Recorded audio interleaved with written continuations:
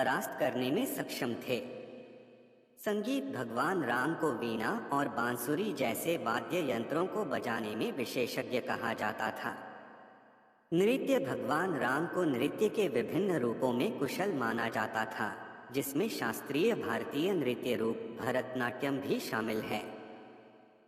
चित्रकारी भगवान राम को चित्रकला की कला में विशेषज्ञ कहा जाता था और वे प्राकृतिक रंगों और रंगों का उपयोग करके कला के सुंदर कार्यों का निर्माण करने में सक्षम थे।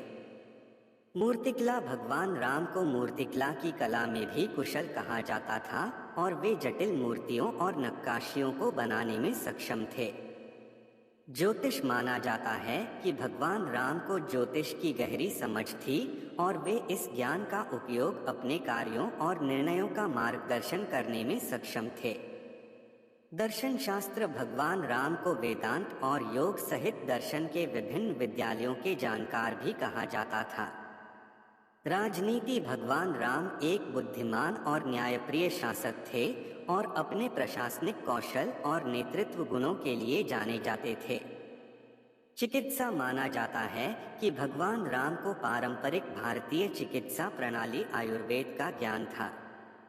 योग भगवान राम के बारे में कहा जाता है कि वे एक सिद्ध योगी थे और अपने अभ्यास से उच्च स्तर का आध्यात्मिक ज्ञान प्राप्त करने में सक्षम थे।